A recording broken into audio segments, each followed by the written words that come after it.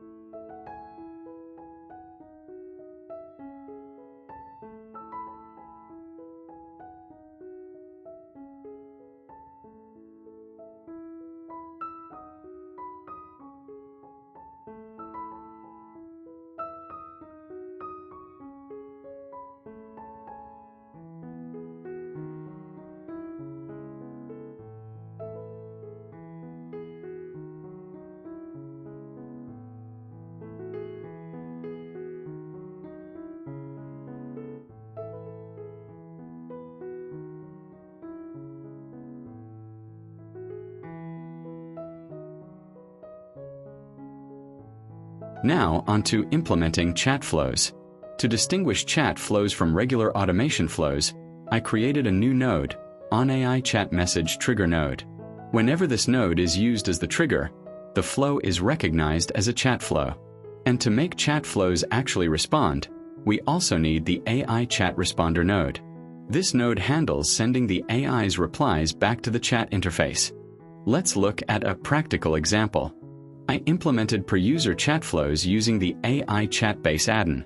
This allows you to assign a unique chat experience to each user. For instance, one user might have access to certain tools, while another user gets a completely different set.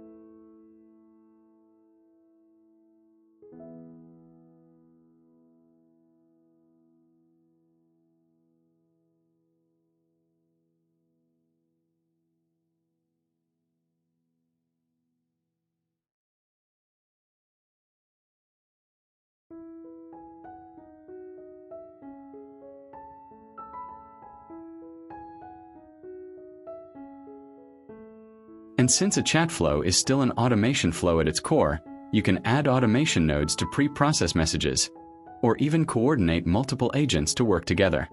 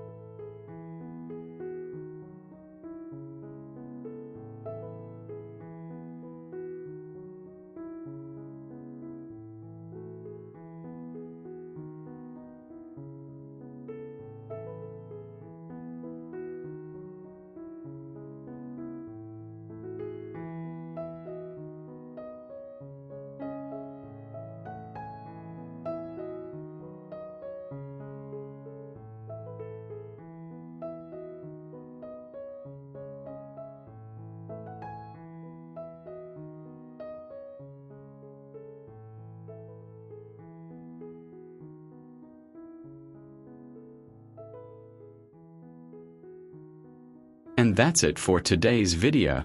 Thank you for watching. If you found this tutorial helpful, give it a like and share it with someone who might benefit. And don't forget to subscribe to stay up to date with all my latest experiments and tutorials. See you in the next one.